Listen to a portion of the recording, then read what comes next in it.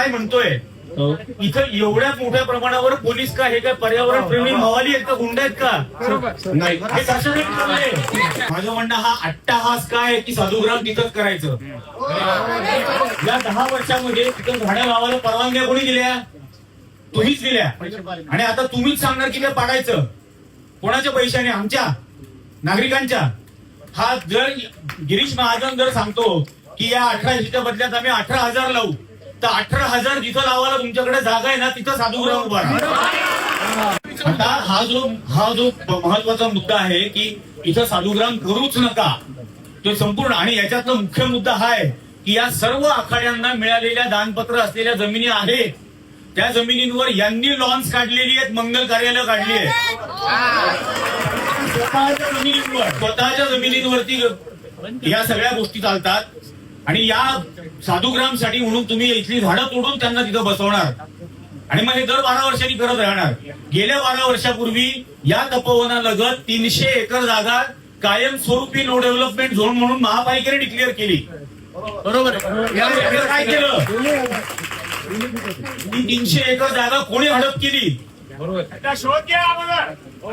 याचे पहिल्यांदा तुम्ही सांगायला पाहिजे अशा सुनावणींमध्ये उत्तर पाहिजे. तुम्ही अमुक 75 आणि तमुक 3 असं काहीतरी आम्हाला सांगत बसताय.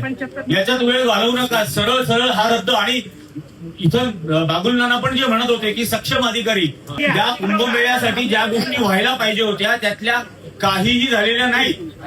गेल्या वेळेला चेंगराचेंगरीत 36-37 जण मेले, तो रस्ता आजही रुंद केलेला नाही 24 वर्षानंतर.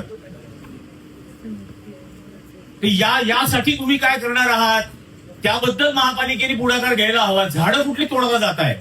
म्हणजे सामान्य माणसांनी झाड तोडलं तर त्याच्यावर मनुष्यवधाचा गुन्हा. मनुष्यवधाचा गुन्हा. तुम्ही 1800 खून करायला तयार आहात. त्याच्यामध्ये तुम्ही ठरवणार यातले किती आवश्यक खून, किती अनावश्यक खून, याच्यातल्या किती पारंपरिक झाडं. आता झाडांमध्ये जातीयवाद आणणार का?